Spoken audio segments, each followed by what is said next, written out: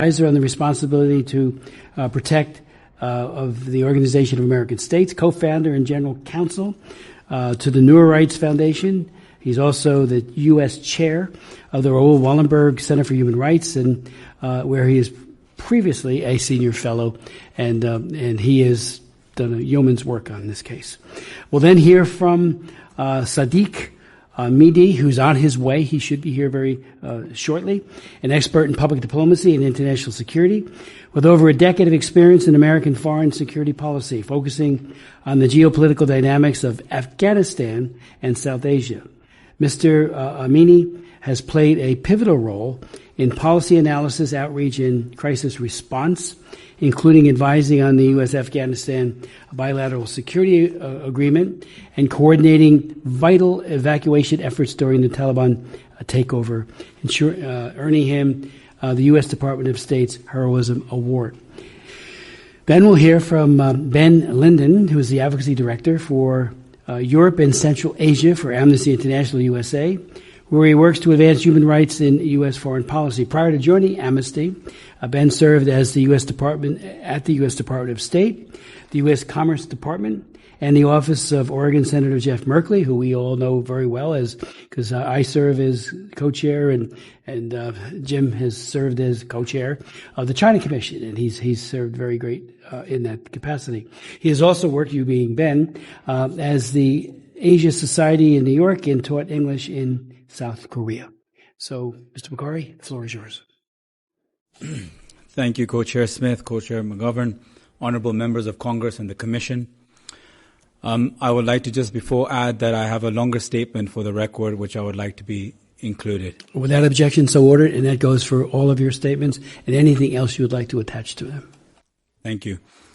I've traveled 15 hours to get here, so I apologize in advance to the Commission if I go a tad bit over my time.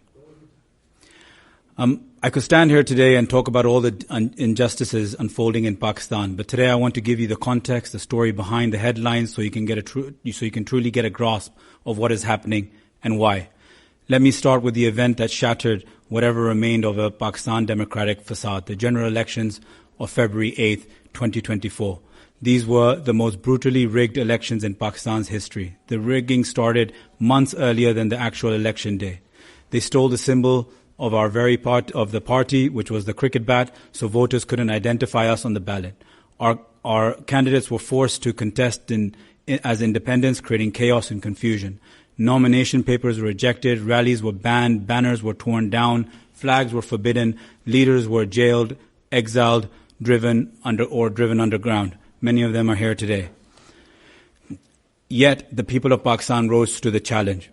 And one of the highest turnouts in our history, the Pakistanis came out and voted for change. Independent data and independent observers have both shown with academic fact that PTI-affiliated candidates have won over 170 to 180 seats in the existing parliament. Unfortunately, overnight, from 24 to 72 hours, those results were all changed. As a result, Pakistan Tehreek-e-Insaf couldn't form a government. Brutality continued. There were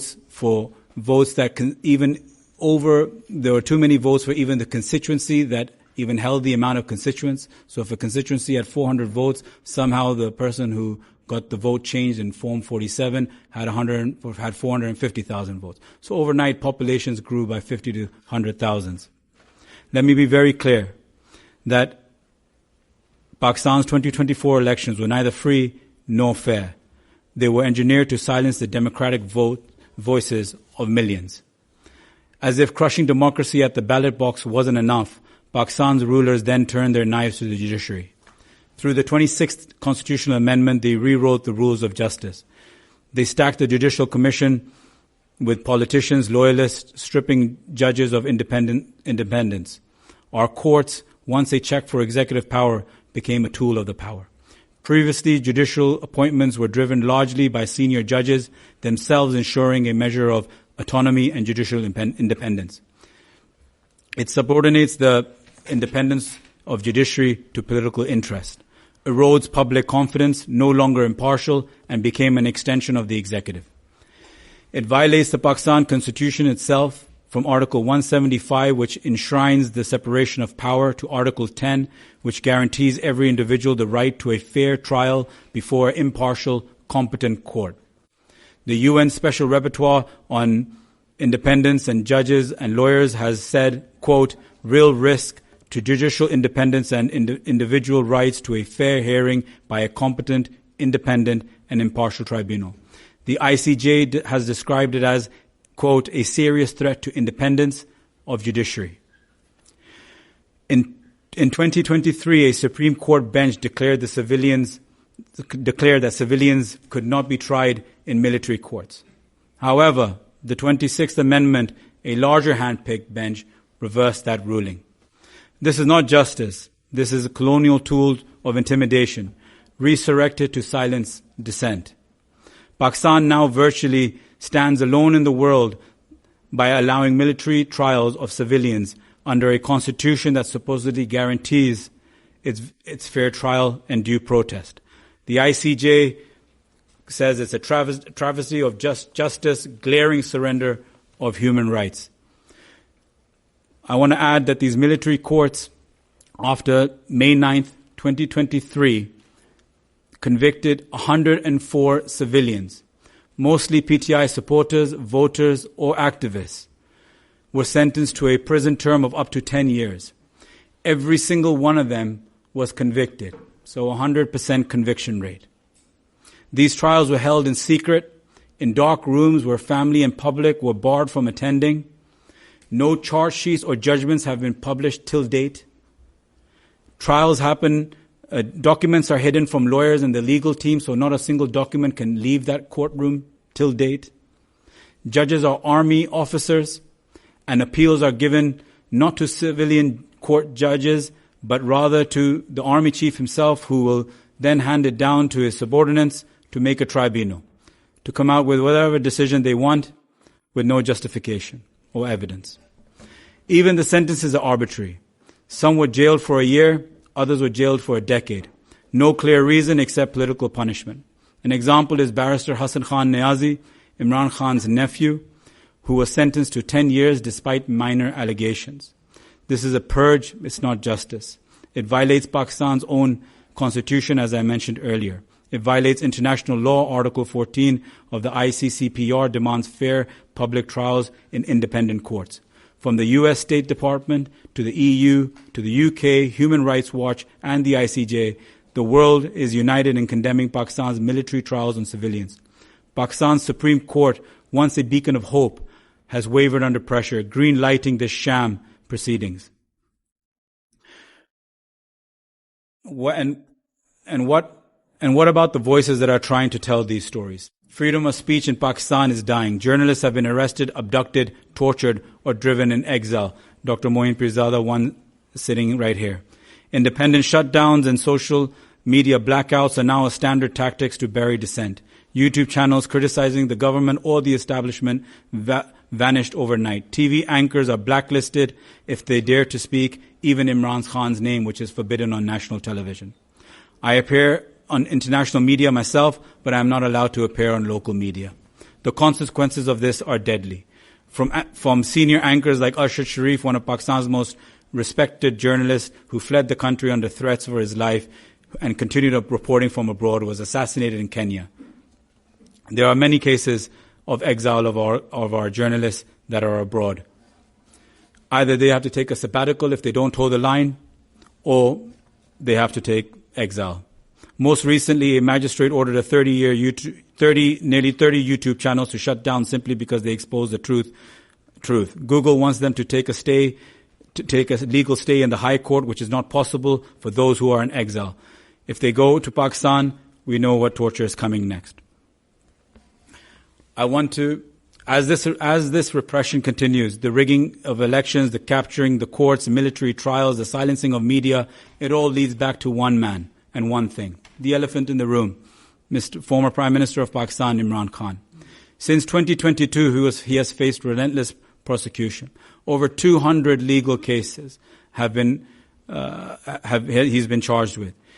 From cases like the Iddat case, which is a ridiculous illegal marriage case, to murder charges, to one that him and his wife, Bushra Imran Khan, have been charged for, the Al-Qadr case. The Al-Qadr case was £190 million, which was a personal settlement between a property developer and the NCA, National Crime Agency of the UK, which then got deposited into the Supreme Court of Pakistan. Nothing to do with our government, nothing to do with Imran Khan. The money was deposited directly there, earning interest.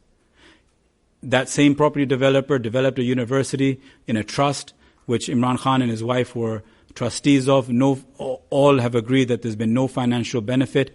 In fact, 200 plus students have studied for free. This is the first time in a country where a husband and wife have been imprisoned for giving university-level education for free to 200-odd children. Abduction, breaking into homes, trashing of their personal property, abduction of children, torture, using women as a tool to get the politicians and the men out to surrender themselves is the first time we've seen this in Pakistani history. On November 26, more known as the Islamabad massacre, Pakistani people took to the streets to protest peacefully. In exchange, they were met with an iron fist. 12 people were killed. Even a dear colleague of mine, Muhammad Idris, who was my worker and friend, was shot in the stomach and died. The government claimed no casualties and claimed that they didn't use any ammunition. Thanks to international media, BBC, Reuters, and The Independent, they unearthed 12 deaths from that protest itself. As others I know will speak about, and the co-chairs have said, the United Nations Working Group on Arbitrary Detention has declared Imran Khan's imprisonment as illegal and demands an immediate release. Imran Khan remains the most popular figure in Pakistani history and remains the most popular leader of a political party till date. I want to just briefly, before I conclude, add that Imran Khan and his wife are in solitary confinement for over 23 hours a day. There are inhumane conditions. Bugs and insects are deliberately released into their cell, which is not even a cell of what one should get when he's a former prime minister legally. Their prisoner rights are abused. They aren't given fresh water, substandard food. In 50 degrees temperature, they say that they have some form of cooling, but what they do is they cut off the electricity. Intimidation in front of his wife is done by a supervisor beating up a subordinate in front of her to intimidate her. This is all being done so Imran Khan can see his wife in mental torture and then try to break his will. This is unfortunately not going to happen. Imran Khan, his colleagues that are in prison, from our two-time former Foreign Minister Shah Mahmood Qureshi to our 70-year-old Health Minister Yasmin Rashid, are all facing arbitrary detention for years now. I call upon all the esteemed members here today. The choice is clear. We either let it slide into further dictatorship under the cover of law, or we stand with the people who yearn for democracy, dignity, and justice.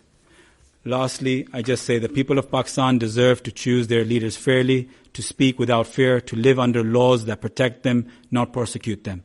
I thank you for your time. I urge you to stand with 250 million people of Pakistan and look away from the few hand-picked few. Thank you very much. Mr. Bukhari, thank you for that extraordinarily powerful statement, for your courage. It's hopefully not only will Congress, but the executive branch will sit up and take note right now. So thank you so very much for that. Mr. Genser. Thanks so much.